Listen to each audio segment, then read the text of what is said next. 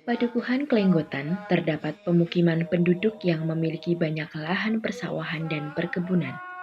Terletak di timur kota Yogyakarta yang rentan keramaian, berdiri dengan klasik sebuah pesantren yang tidak biasa. Itulah pesantren Kaliopak. Memiliki keunikan tersendiri, salah satunya adalah sholawat Jawi Emprak yang akan kita telisiki keberadaannya saat ini.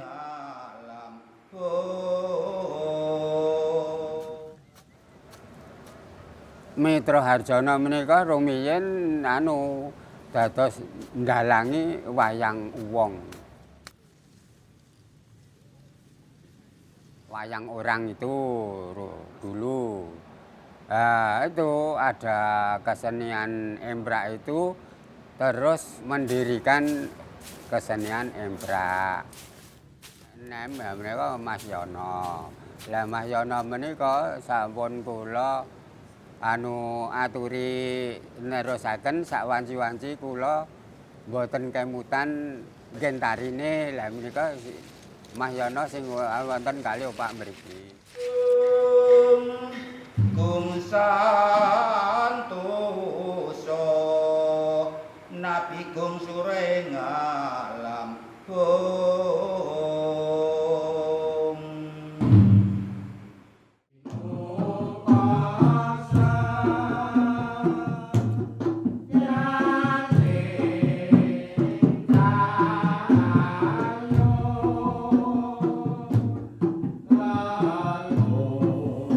ada sholawat Jawa dan sholawat Emprak. Sebenarnya itu sama.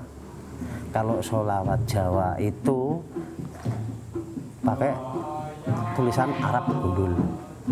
Kalau yang sholawat Emprak itu udah dipisahkan tulisan Latin. Jadi dulu yang tidak tahu tentang Arab biar tahu isi makna itu ditulis Latin, jadinya sampai sekarang itu bisa dipelajari.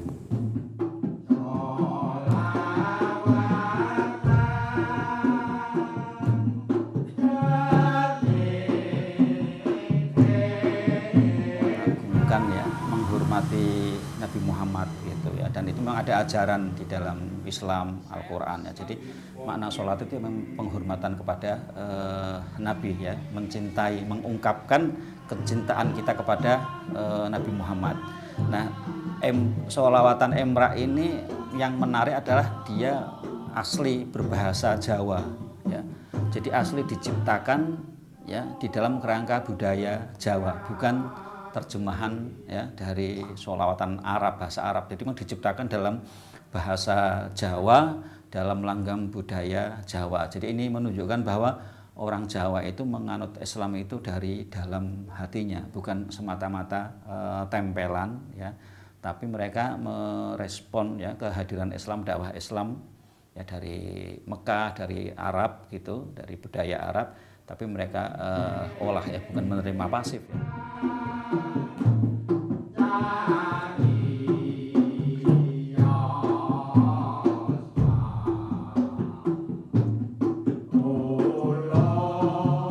Penyetus tarian Emprak itu terus terang saya juga menerima warisan dari sesepuh dulu, almarhum Bapak Sumitro.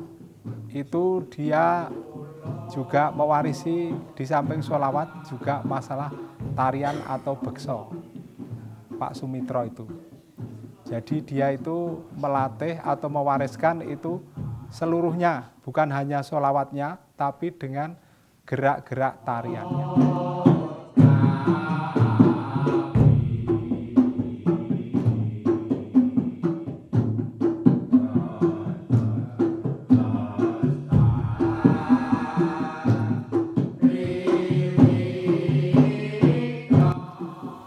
Mengenai pelaku atau paraga itu tidak terikat, tidak terbatas, itu laki-laki atau perempuan, karena akhir-akhir ini situasi yang kurang mendukung, banyak anak muda-muda yang kurang dominan masalah sholawat. Tapi dulu waktu Pak almarhum Pak Sumitro itu dipadukan dengan penari putri, ada yang dari mahasiswi, itu baik dari UGM maupun ISI maupun dari UIN.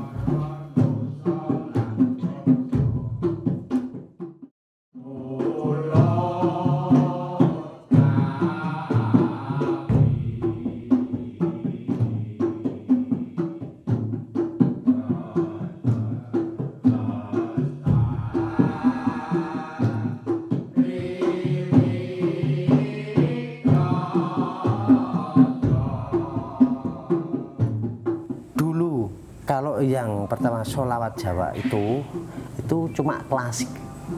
Nah, kalau sholawat emprak yang sekarang karena udah dipelajari, udah tahu apa makna tentang emprak, jogetan ini yang lalu kan yang sholawat emprak itu tadi dikasih variasi, nah, jadi kreasi baru.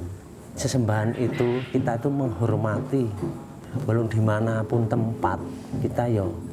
Kalau orang Jawa itu kan uluk salam, jadi kita itu benar diberi keselamatan, berkah. Nah, itu. Jadi tiap beda tari, beda gerakan.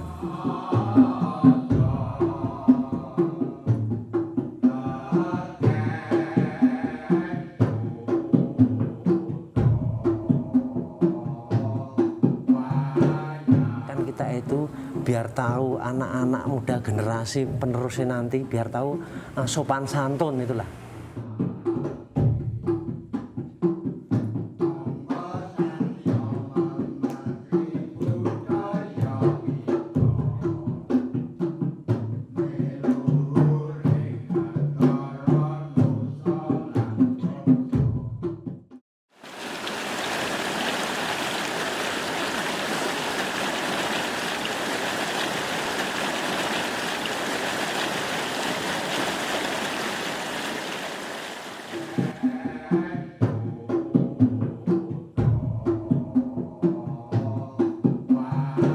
Bikin pesantren yang raumum.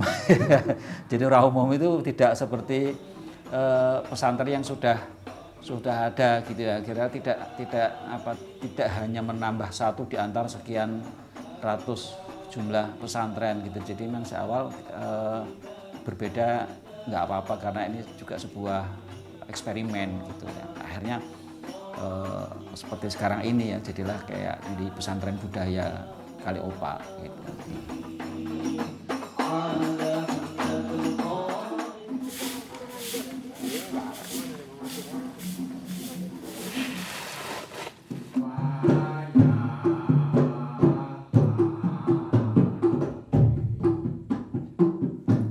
Ya, jadi dengan pesantren-pesantren lain ya, kita memang tidak ada kayak kurikulum yang khusus ya, spesifik atau sistematis ya, dalam rangka ada kurikulum di bidang akidah, di bidang ini tidak, kita udah tidak ada secara sistematis itu ya. Jadi memang bedanya dengan pesantren lain, kita bisa mendiskusikan, mengkaji hal-hal secara lintas disiplin ya, lintas disiplin. Jadi ya agama ya, spiritualitas ya, filsafat, kebudayaan, sejarah ya, naskah-naskah kuno gitu.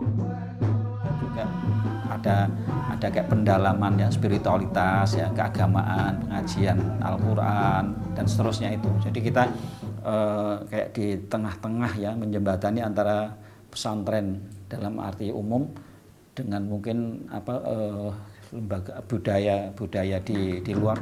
Pengembangan gerakan kebudayaan itu akarnya kemana? Nah, Sunan Kalijogo pernah ya berdakwah ada di situ ya. Kita mau bikin acara peringatan 500 tahun Sunan Kalijogo ya. Jadi mengenang beliau, menghormati beliau sambil merekonstruksi kira-kira ajaran-ajaran beliau, peninggalan-peninggalan beliau yang berupa kebanyakan kan beliau itu berdakwah melalui kesenian ya. Jadi pengajaran ilmu-ilmu keagamaannya itu disembunyikan atau dimasukkan di dalam seni. Nah, kan kita bikin acara, ada kajian, ada seminar, juga ada pagelaran wayang, dan ada banyak kegiatan yang mendukung lainnya.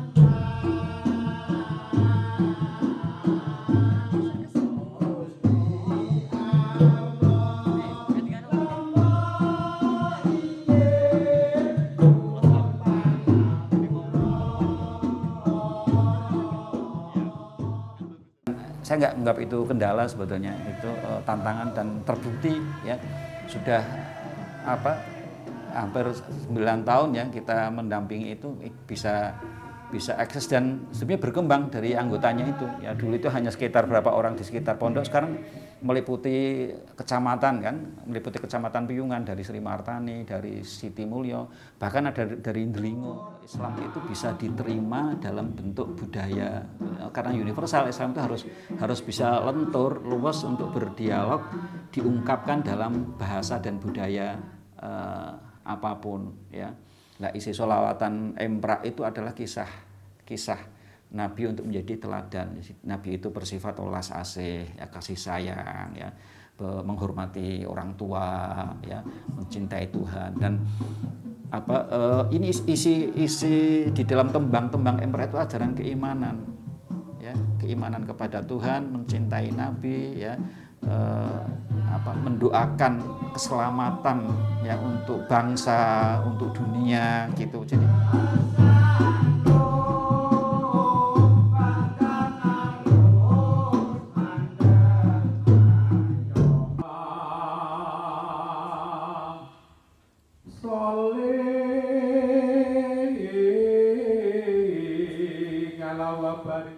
ini kan kancingnya ada 5 ya.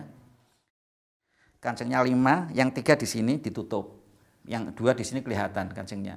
Ini melambangkan rukun Islam. Ya, rukun Islam yang 5 itu, yang syahadat, sholat dan puasa itu dijalankan, tapi ditutupi, nggak usah dipamerkan kepada orang lain, ya, untuk sombong, untuk pamrih dan seterusnya itu riya, itu namanya riya, ditutup gitu loh.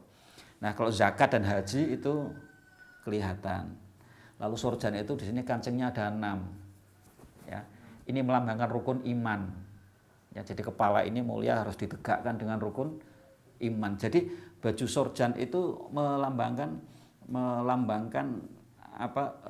rukun iman dan rukun Islam. Sehingga orang kalau memakai baju sorjan itu sebenarnya menghayati rukun Islam dan rukun iman. Jadi di dalam pakaian itu sendiri itu sudah ada unsur dakwahnya. Wa barik wa salim ala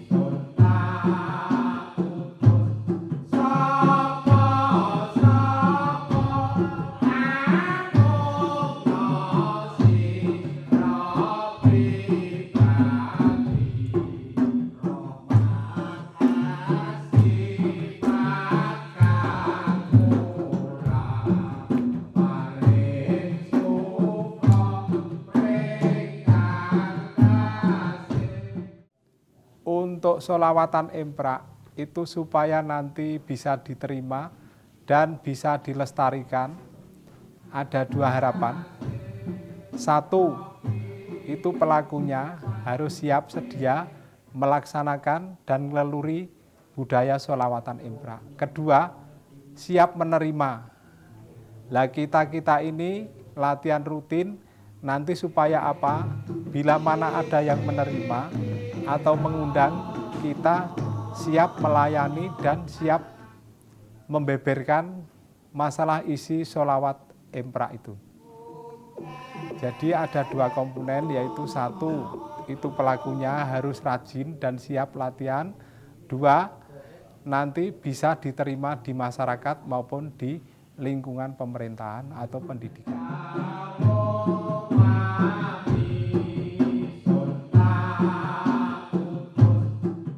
Tari emprah menika kalih kula, lan menika rak pun serahaken kula sak kamat-kamat kula, lan menika rak Mas Adi niki kesenian emprah selawat Jawa kuwi nek iso diuri-uri, aja nganti punah. Kok terusno lek do mulang nari bocah-bocah. Ngoten niku.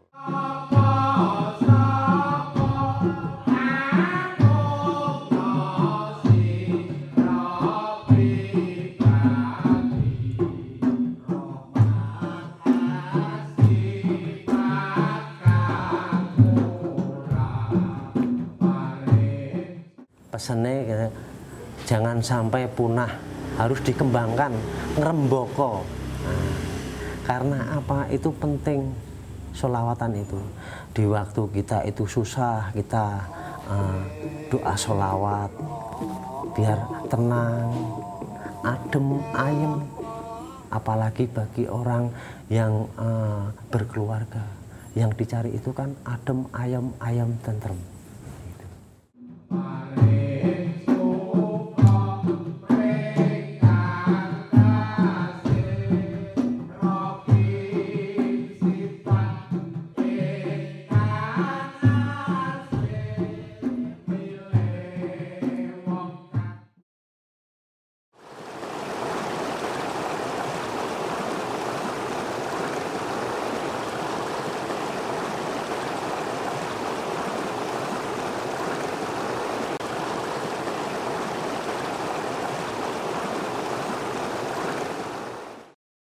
Ada hadis Nabi mengatakan man sanna sunnatan hasanatan falahu ajruha wa ajruman amila biha. Jadi barang siapa yang mentradisikan ya suatu tradisi yang baik, sunnah itu kan artinya tradisi ya.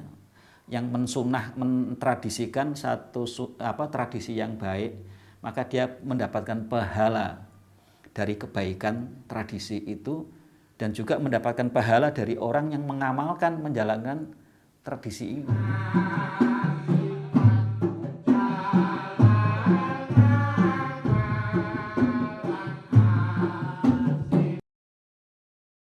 Hingga waktu demi waktu yang berjalan, tiada henti untuk terus melantunkan sholawat atas Nabi Muhammad menjadi sebuah keharusan bagi umat muslim di dunia. Mimpi-mimpi dari para leluhur untuk regenerasi selanjutnya agar sholawat Jawi Emprak tidak mati dan musnah oleh zaman.